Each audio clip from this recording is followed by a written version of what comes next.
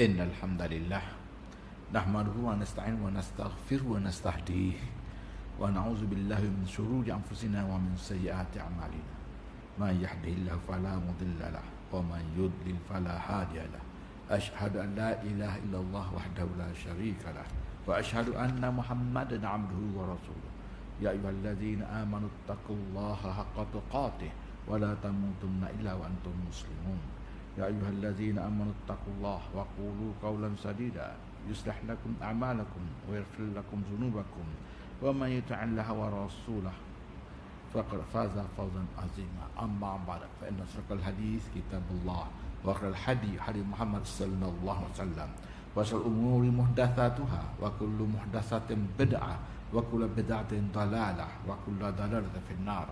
Amsayna ala fitratil Islam wa kalimatil ikhlas wa ala dini nabiyina Muhammad sallallahu alaihi wasallam wa millati abina Ibrahim hanifa wa ma kanu minal musyrikin. Yang berusaha Tuan Nazim Masjid Timbalan, Seusaha Bandar dan para JK yang dimuliakan, yang dihormati imam yang memimpin solat maghrib, yang mendoakan kebahagiaan kita dunia dan akhirat, yang mendoakan dan sentiasa mendoakan kemenangan mujahidin di Gaza dan mendoakan kehancuran Yahudi di Gaza, di Palestin, dan juga Bilal yang mengumandangkan azan dan siap awal-awal datang mempersiapkan masjid, dan seterusnya muslimin muslimat hadirin hadirat yang dikasihi Allah, yang diredai Allah insya-Allah. Assalamualaikum warahmatullahi wabarakatuh. Bersyukurlah kepada Allah Subhanahu wa taala kerana menganugerahkan kepada kita satu masa untuk kita memenuhi masa jadual Allah. Kita hidup di dunia ini ada masa yang tetap, jadual tetap Allah, dan ada masa diberi kepada kita untuk kita uruskan sendiri masa itu, makan, minum dan ibadat yang lain. Dan di saat ini kita diberi nikmat yang terbesar, ialah kita diberi nikmat untuk memenuhi jadual Allah itu di masjid. Itu nikmat terbesar. Adakah di saat ini semua dapat memenuhi jadual itu di masjid? Bukan semua. Kita pun besok belum tentu dapat. Kerana itu anugerah Allah. Dan di saat ini, di saat inilah yang ada. Dan di saat ini, itulah dia kata, Nabi sallallahu alaihi wasallam ulang alik ke masjid setiap hari. Dan berhenti tidak, putus tidak, ialah sampai ke mati. Sampailah Nabi wafat, barulah maknanya itulah Nabi ulang alik ke masjid. Sampailah, ialah dah sampai mati, bagaimana lagi nak datang? Dah tak ada lagi. Begitulah kita, datanglah ke masjid. Kita datang ke masjid, adakah apabila tiba masa kita pun meninggallah masjid, adakah kita tinggal berlalu masjid? Kita tak tinggal berlalu masjid. Langkah kita itu kekal sampai di akhirat. Inna nahnu nuhyil mauta wa naktubu ma qaddamu wa atharahum wa kulla syai'in ahsaynahu fi imamin mubin. Itu surah Yasin selalu kita baca. Sesungguhnya inna nahnu nuhyil mauta, kami menghidupkan orang yang mati, wa naktubu ma qaddamu, kami tulis apa yang kamu lakukan, wa atharahum, dan kesan daripada itu kami tulis, kesan perbuatan kamu itu dicatat dan kami simpan dalam imamun mubin. Ayat lain sebut wa indana kitabun hafiz. Ayat lain disebut kalla inna kitabal abrar fi illiyin. Banyak lagi itu adalah kitab-kitab yang ditulis. Apabila kita berlalu meninggalkan masjid, langkah kita itu kekal dan dicatat dan kita akan lihat. Maknanya tak rugi langsung datang masjid, bahkan berlipat-lipat kali ganda yang Allah nak anugerah. Kerana itu adalah langkah-langkah Nabi sallallahu alaihi wasallam kepada kita. Kita terus tajuk kita pada petang pagi ini. Tajuknya Nabi Muhammad sallallahu alaihi wasallam dibangkitkan dari kubur. Orang yang paling mulia, penghulu nabi-nabi, Sayyidul Mursalin, Sayyidul Anam, penghulu manusia, penghulu syurga, itu Nabi Muhammad sallallahu alaihi wasallam. Dia bangkit dengan kemuliaan kenabiannya. Nabi-nabi lain pun sama, tapi Nabi Muhammad ini tertinggilah darjatnya. Tilkar rasulu faddalna ba'dhum ala ba'd. Di antara rasul itu kami tinggi darjat mereka di antara yang lain. Itu nabi-nabi. Daripada nabi-nabi pun ada tingkat-tingkat juga. Sebab ada nabi, ada rasul. Kalau nabi rendah daripada rasul. Kalau daripada rasul, Tuhan sebut fasbir sabara minal rasul. Rasul tertinggi itu 5 orang, iaitu rasul ulul azmi. Itu tertinggi kerana cabaran mereka teramatlah besar dibanding yang lain. Jadi Nabi ini, yang mulia Nabi ini kerana cabaran menjalankan tugas sebagai Nabi. Ada Nabi mati dibunuh, ada Nabi terlalu besar tugasnya, iaitu Nabi Muhammad sallallahu alaihi wasallam, kerana tugasnya meliputi daripada kebangkitannya sampai hari kiamat. Nabi lain masa terhad. Sampai situ, sampai ke sini, habis. Kemudian diganti Nabi lain. Nabi itu pun terhad. Nabi kita daripada dibangkitkan sampailah kiamat. Inilah Nabi kita, Nabi Muhammad sallallahu alaihi wasallam. Dan satu ayat, saya pun ingat lupa ayat ni. Saya cubalah baca. Siapa yang hafiz, tolong betulkan. Wa iz akhadallahu mitsaqan nabiyyina lama ataitukum min kitabin wa hikmah thumma ja'akum rasulun musaddiqun lima ma'akum la tu'minuna bihi wa la tansurunna qala aqrartum wa akhadhtum ala dzalikum isri qalu aqrarna qala fashhadu wa ana ma'akum minasyahidin. Nabi kita ni, apabila diutuskan Nabi, apabila Allah nak lantik seseorang Nabi, Allah kata, apa yang aku beri, atainakum min kitab, aku beri kepada kamu kitab, daripada hikmah, kamu datang kepada kamu seorang Nabi. Ini katakan contohnya Nabi Adam ke Nabi apa, apabila Allah nak lantik Nabi ni, Allah kata, apabila datang Nabi, seorang Nabi kepada kamu, hendaklah kamu tolong Nabi ini, wala tu'minunna wala tansurunna, dan kamu kena tolong dia sampai dia menang. Jadi ulama kita kata, siapa Nabi ni? Jadi seseorang tu nak lantik jadi Nabi, dia diberi kitab, apa saja diberi kitab kepada kamu, kemudian datang Nabi kepada kamu. Nabi yang datang itu siapa? Ialah Nabi Muhammad sallallahu alaihi wasallam. Jadi semua nabi-nabi ini, semua nabi-nabi ini diperkenalkan dengan Nabi Muhammad sallallahu alaihi wasallam. Seperti Nabi Isa, wa iz qala Isa ibn Maryam ya bani Israil wa iz qala Isa ibn Maryam ya bani Israil anni rasulun musaddiqun lima baina yadayya minat Taurat wa mubasysyiran bi rasulin min ba'di ismuhu Ahmad. Nabi Isa pun sebut, wahai Bani Israel, Nabi selepas aku ni Nabi Muhammad sebut.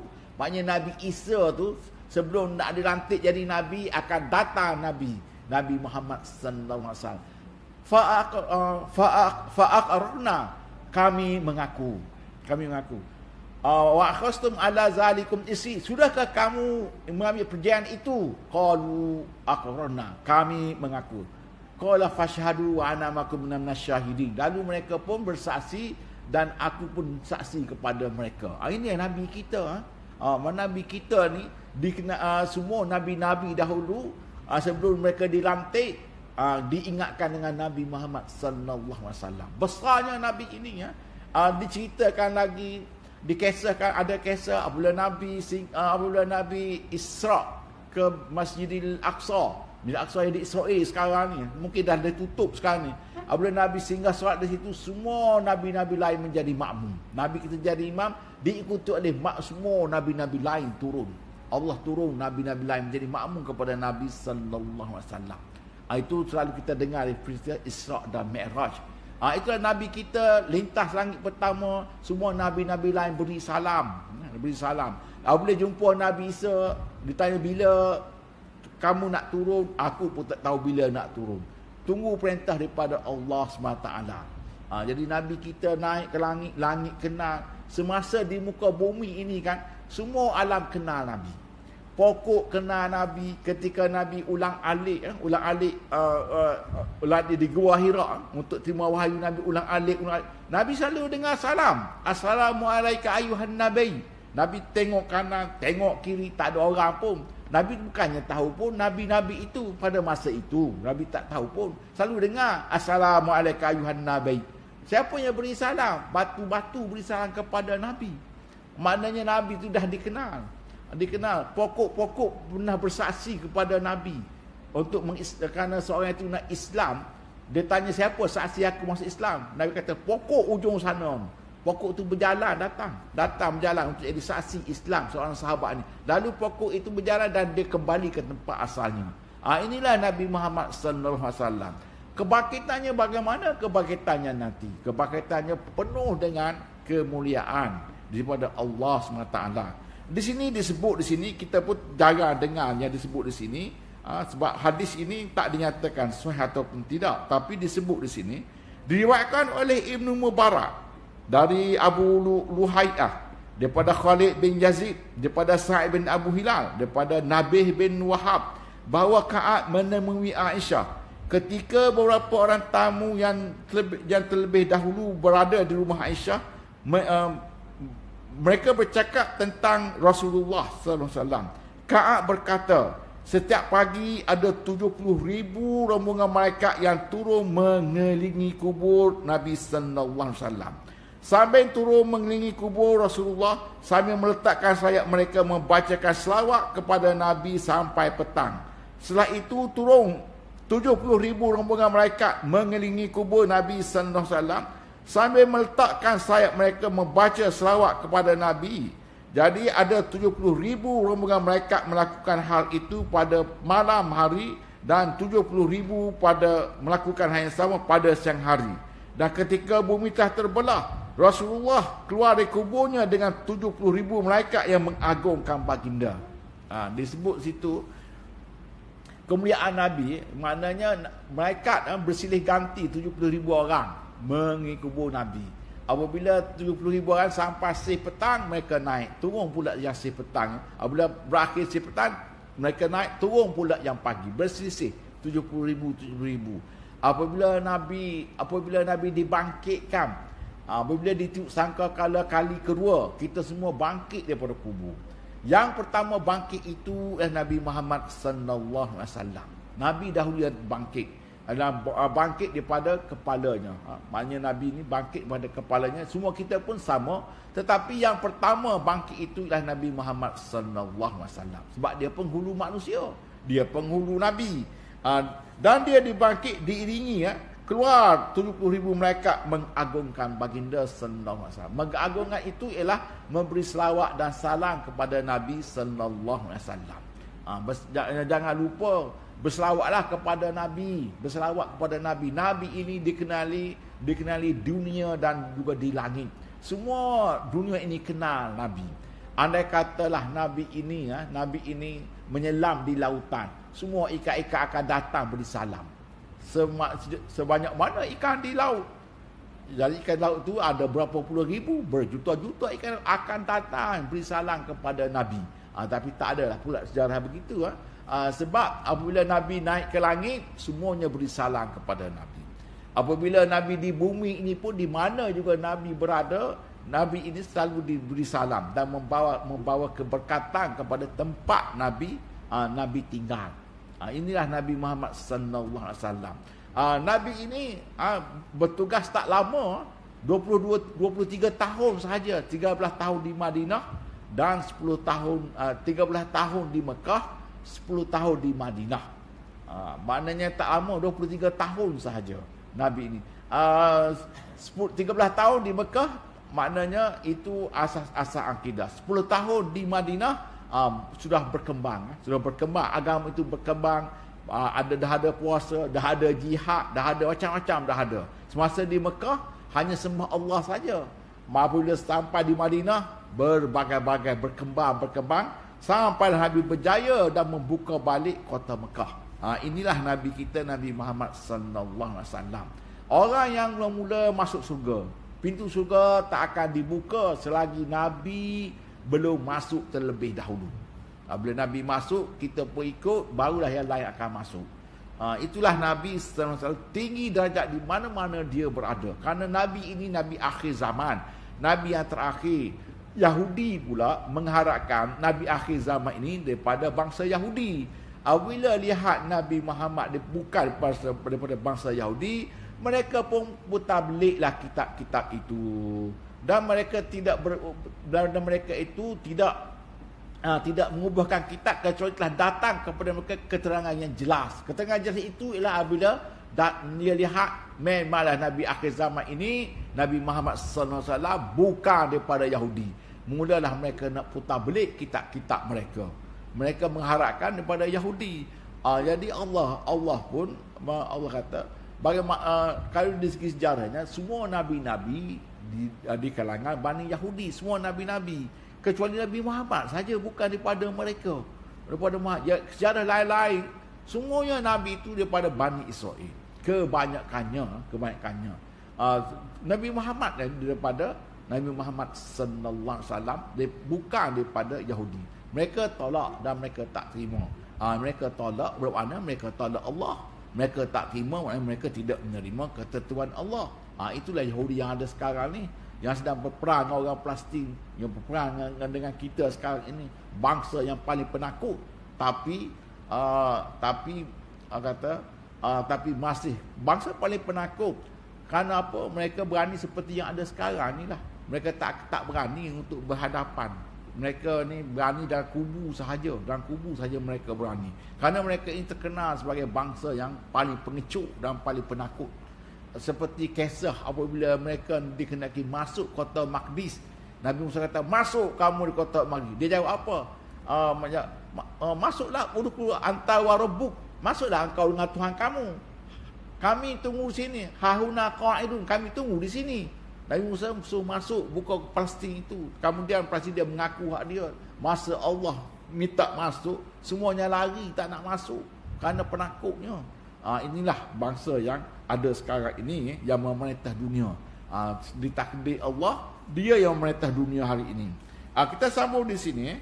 Diriwayatkan oleh At-Tirmizi daripada Al-Hakim dan kitabnya Nawadil Usul dari Bash bin Khalid daripada Sa'id Maslamah daripada Ismail bin Umayyah daripada Nafi' bahawa ia berkata akan Nabi muncul dengan diapit oleh Abu Bakar di sebelah kanan dan oleh Umar di sebelah kiri dan bersabda, demikianlah kelak kami dibangkitkan kembali pada hari kiamat. Maknanya Nabi muncul dengan diapit oleh Abu Bakar sebelah kanan dan sebelah kirinya Umar. Demikianlah kelak kami dibangkit kembali pada hari kiamat. Maknanya Nabi bangkit tak berpisah dengan dua orang sahabat ini. Dua orang sahabat ini, kalau mengikut buku inilah, dua sahabat ini, ketiga-tiga ini Nabi Muhammad sallallahu alaihi wasallam, Sayyidina Umar Al-Khattab, Sayyidina Abu Bakar As-Siddiq. Kesemua itu di tanah yang sama dengan Nabi. Tiga-tiga ini tanah yang sama. Sebab itulah perkuburannya di tempat yang sama. Yang sebelah hujung sebelah kiri itu makam Nabi sallallahu alaihi wasallam. Makam Nabi, dan yang kedua sebelah itu ialah Abu Bakar As-Siddiq, Umar dan Sayyidina Abu Bakar dahulu, kemudian baru Umar.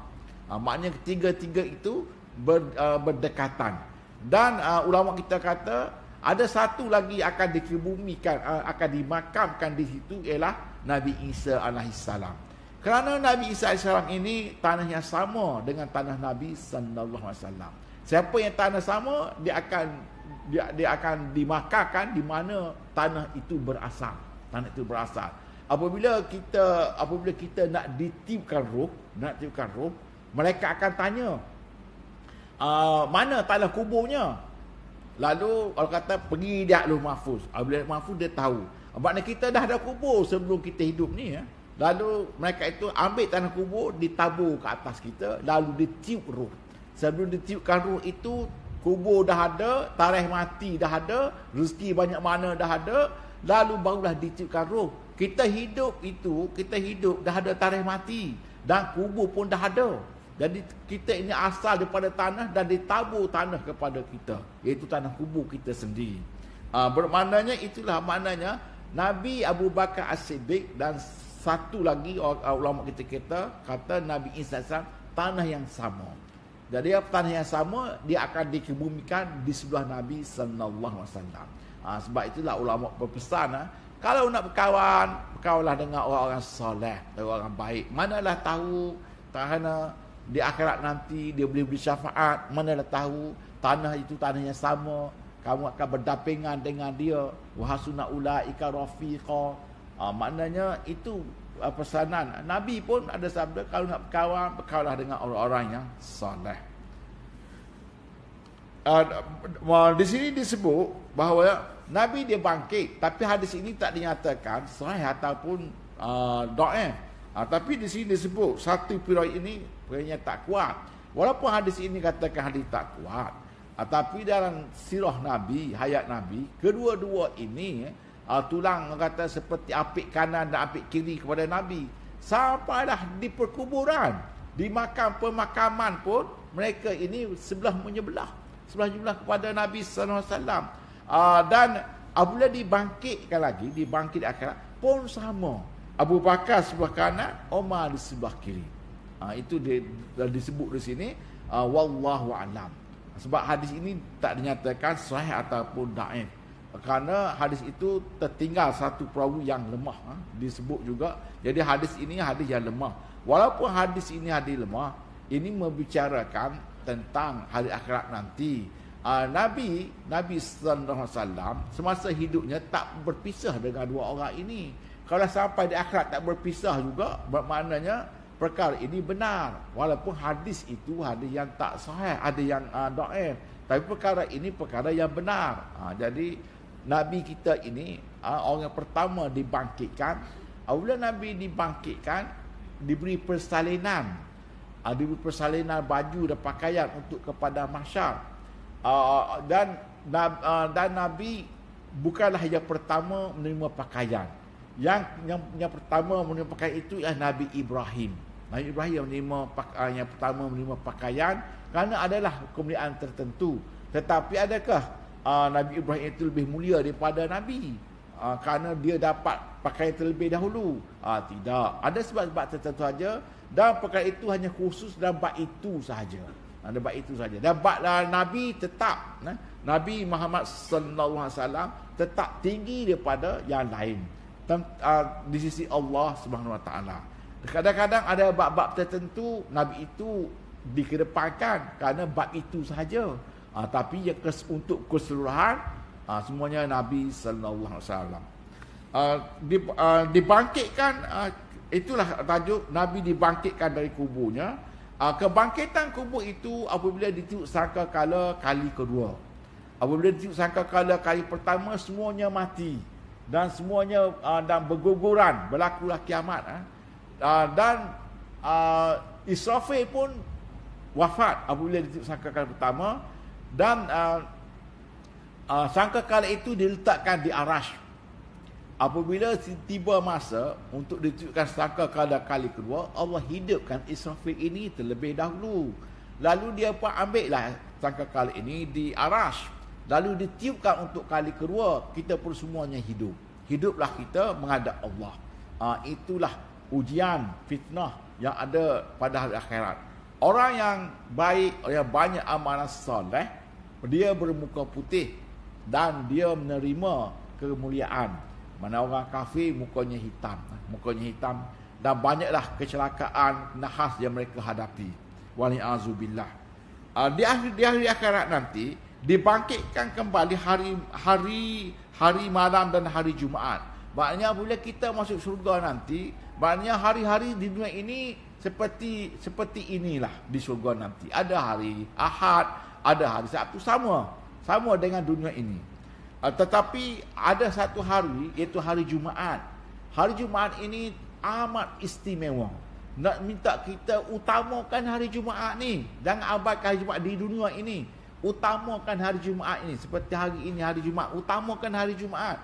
Utamanya apa? Kena utamakan beribadat, berzikir, baca Al-Quran, bersedekah. Biasa itulah yang utamanya. Apa-apa pun, berzikir, beribadat, solat, doa, bersedekah. Apa lagi? Bersedekah, banyak tolong kepada orang yang memerlukan tanpa apa-apa bayaran. Itu semua itu sebagai ganjaran kepada kita yang kita akan perolehi nanti di akhirat. Di akhirat ini semua orang memerlukan sesuatu untuk memberatkan timbangan. Masing-masing ada keistimewaan nanti. Masing-masing ada keistimewaan. Kerana keistimewaan itu adalah daripada ibadat masing-masing. Diriwayatkan oleh Al-Hakim daripada Musa bahawa Rasulullah SAW bersabda, sesungguhnya pada hari kiamat nanti Allah Maha Mulia lagi Maha Agung akan membangkitkan hari-hari seperti keadaannya semula dan membangkitkan kembali hari Jumaat seperti bunga yang bercahaya. Jadi hari Jumaat itu seperti bunga bercahaya. Orang-orang yang setia pada hari Jumaat akan mengelilinginya seperti seorang pengantin wanita diusung, dibawa dan diusung kepada suaminya. Mereka berjalan di bawah cahayanya, warna mereka seputih salju dan aroma mereka harum minyak kasturi. Mereka melintasi gunung yang penuh tumbuh-tumbuhan. Jin dan manusia memandang mereka dengan kagum. Mereka masuk surga dan hanya para muazzin yang tulus sahaja yang dapat bergabung dengan mereka. Inilah hari Jumaat, Tuhan bangkitkan di akhirat nanti. Hari Jumaat ini, hari Jumaat dibangkitkan itu bercahaya, tidak seperti hari lain. Ada 7 hari dalam 1 minggu. Hari Jumaat itu penghulu hari. Hari Jumaat itu penghulu hari. Hari Jumaatlah diciptakan Nabi Adam. Hari Jumaatlah diwafatkan Nabi Adam. Jadi hari Jumaat itu tinggi di sisi kita. Malam Jumaat doa dimakbulkan. Beribadatlah di tengah hari pada malam Jumaat digalakkan. Daripada hadis Nabi, daripada Jumaat ke Jumaat hapuskan dosa. Maknanya itu hari Jumaat. Hari Jumaat berlakunya kiamat nanti. Besarnya hari kiamat. Jadi hari kiamat itu sampailah ke di syurga nanti. Dan dia ini dikelilingi oleh ahli-ahlinya. Siapa ahli-ahlinya? Iaitu orang yang disebut tadi. Orang yang beribadat pada hari Jumaat.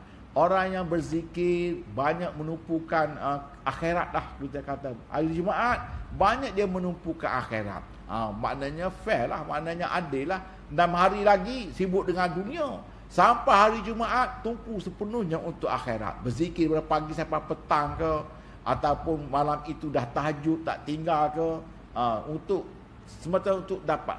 Jadi Jumaat ini dah satu hadis ada sebut. Siapa mati pada hari Jumaat dan pagi itu, dia masuk surga. Dia masuk surga, maknanya dia masuk surga dengan mudah lah. Kalau orang mati pada hari Jumaat, masuk dengan mudah. Tapi walaupun dia mati hari Jumaat, dia itu memanglah orang yang soleh. Tapi kalau lah orang tidak soleh, katakan orang kafir mati pada hari Jumaat, sama lah. Sama, neraka juga jawabnya. Maksudnya orang yang beriman dan banyak beramal soleh, dan dia memanglah hanya amal soleh, dan dia mati pada hari Jumaat atau menjamak, balasannya ialah syurga. Maknanya banyak syurga itu mungkin bila dikebumikan, dia sampailah ke syurganya. Kita tak tahu syurga itu maksudnya syurga di luar lah, bukan syurga di dalam yang disebutkan tadi ya. Dengan keamanannya, kuburnya lapang, dan itu kerana apa? Kerana amanah hari Jumaat ini adalah tinggi sisi Allah. Tinggi sisi Allah. Tinggi sisi Allah untuk amalan untuk hari Jumaat.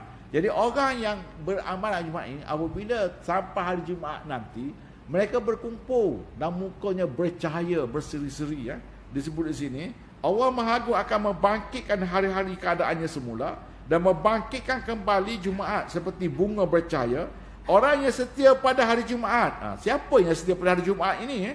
Orang yang setia pada hari Jumaat akan mengelilinginya seperti seorang pengantin yang hendak dibawa, diusung kepada suaminya. Mereka berjalan di bawah cahaya. Mereka seperti salju. Dan hanya para muazzin yang dapat bergabung dengan mereka. Apabila hari Jumaat, pencinta hari Jumaat ini dia bercahaya, berkilau-kilauan, berjalan sana, melintas sini, dan orang yang bergabung dengan mereka itu ialah muazzin, tukang azan. Tukang azan ini besar sebenarnya pada hari kiamat nanti. Tukang azan ini disebut-sebut antara orang yang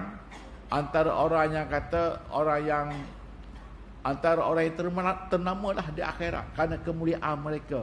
Apabila mereka dibangkitkan, Nabi yang pertama tadi, apabila dibangkitkan, orang yang suka berzikir, kepalanya terpanya hayun-hayun, maknanya bergerak kiri tahu berzikir. Orang yang muazzin pula, yang tukar azan ini, apabila dibangkitkan dari kubur, dia azan. Dia melakukan azan di tengah-tengah tu, dia melakukan azan apabila dibangkitkan daripada kubur. Ini yang muazzin. Kalaulah orang tahu muazzin ni besar fadilahnya, setiap waktu akan cabut undi. Semuanya berebut nak azan. Cabut undi lah. Lepas ini isyak nanti. Siapa nak azan? Cabut undi lah.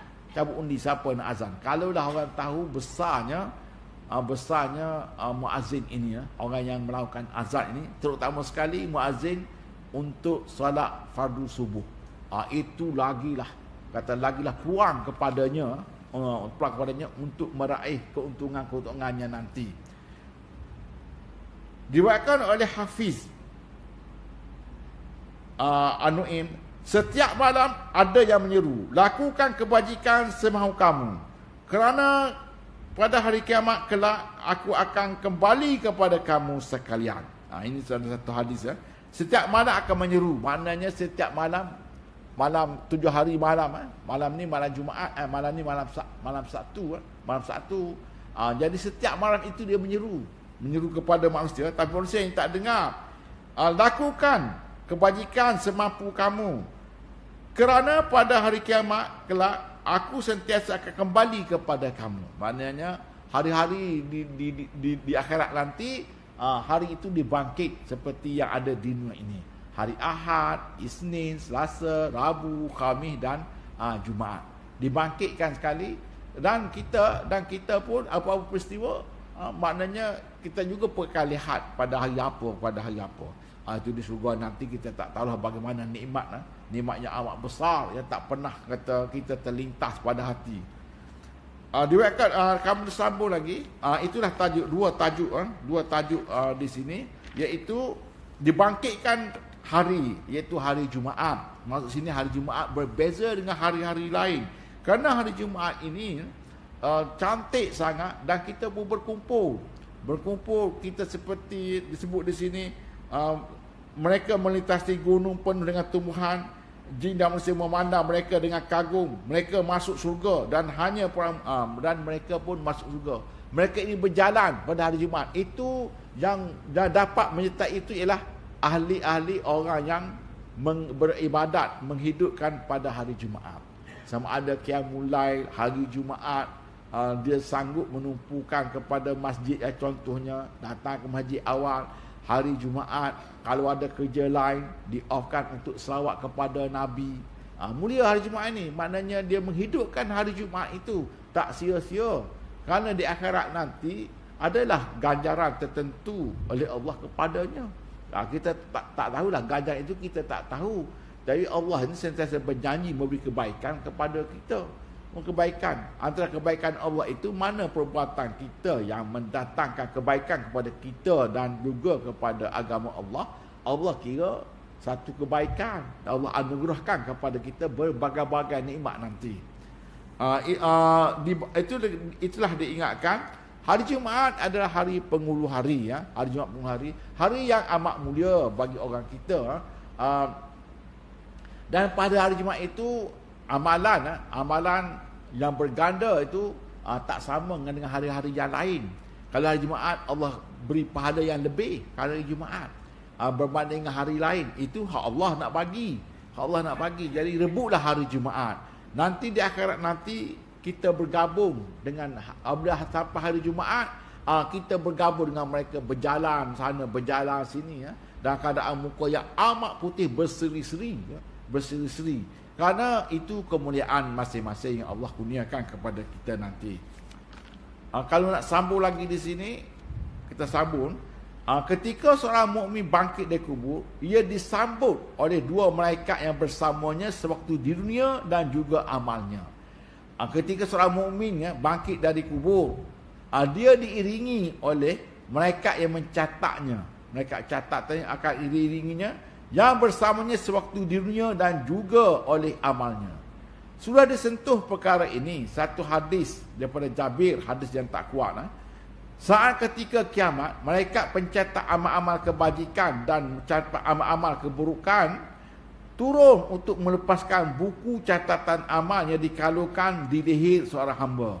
Kemudian mereka bersamanya, yang satu sebagai pengiring dan satu lagi sebagai saksi. Sudah disentuh. apabila berlaku kiamat, malaikat pencatat amal kebajikan, maksudnya apabila kita dimakamkan di perkuburan, kita dikenaki menulis catatan kita. Catatan kita. Dan apabila kita selesai tulis, lalu dikalungkan di leher. Yang tulis itu bukan kita tahu. Bukan kita. Tangan tu bergerak sendiri. Apa yang berlaku. Tak boleh tipu. Katakan, kalau nak tipu, tak datang solat maghrib. Kemudian nak tulis, nak catat solat maghrib. Tak boleh. Tak boleh tipu. Kerana di situ yang catat itulah segala amalan yang kita lakukan, catat semua. Apabila selesai catat, dilipat-lipat lalu dikalungkan di leher. Dikalungkan di leher. Apabila dibangkitkan nanti, malaikat yang catat kanan, yang catat kiri dan seorang pengiring akan ambil kalung itu untuk dipersembahkan kepada Allah. Mana kita ni semua ada kalung nanti ya. Apabila kita dibangkit ni ada kalung. Dan kalau kita lihat sini, kita baca di sini, mereka akan iring kita sudah diriwayatkan oleh Abu Nuaim dari Sabit Banani bahawa ia sedang membaca surah Fussilat.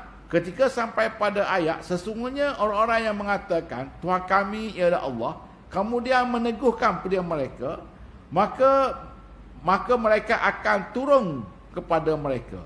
Ia berhenti dan berkata, kami mendengar bahawa begitu apabila seorang hamba yang beriman dibangkitkan di kuburnya, ia disambut oleh dua malaikat yang bersamanya saat di dunia dan berkata kepadanya, jangan takut dan jangan bersedih, bergembiralah dengan surga yang telah dijanjikan kepada kamu.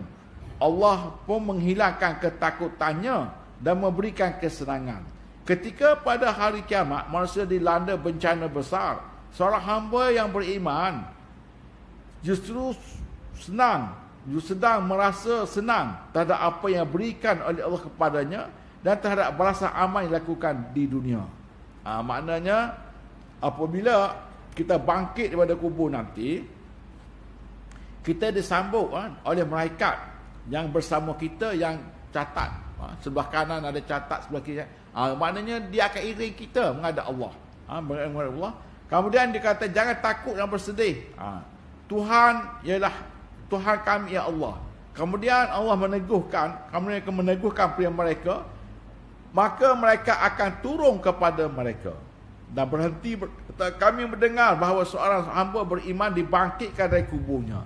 Bermaknanya apabila kita dibangkitkan, malaikat tukang catat akan lepaskan kalungan itu untuk disembah kepada Allah.